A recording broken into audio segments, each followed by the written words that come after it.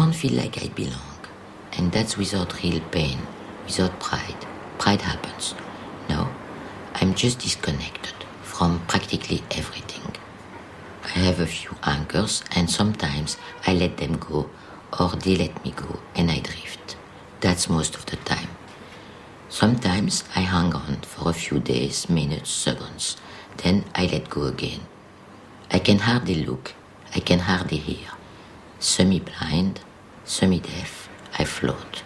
Sometimes I sink, but not quite.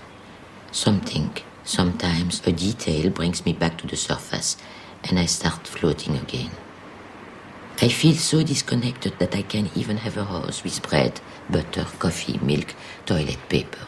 And when I buy some, I feel like it's an heroic act. Basically, I don't know how to live or go anywhere. When I take the bus, it's a state of heroism too. And this all has to do with that. With Israel or not Israel. Of course, not real Israel. With an Israel where all of a sudden I would belong. But I know that's also a mirage. Something in me has been damaged. My relationship with the real, with daily life. How do you make a life in a non-rarefied air? It starts with bread in the house, a minimum of order, a minimum of life. And besides all that, I lose everything. My keys, my glasses, my notes, my sister, and almost my mother. My notes on Israel too. Because after months of non-reflection, but reflection nonetheless, I finally accepted Xavier's offer and I started to take some notes. I lost my notes in Spain. A big blue and white checkered notebook. I either left this big notebook at the movies, that was the first time I had gone in months, and I went with my niece, otherwise I would have stayed in bed at the hotel. I either lost the notes at the movies or at the fast food place we went to before the movies.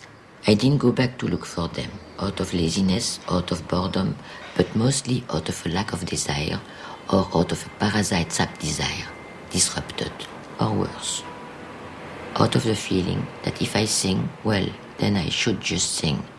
I should just deny myself, like I usually do, except sometimes, in spurts.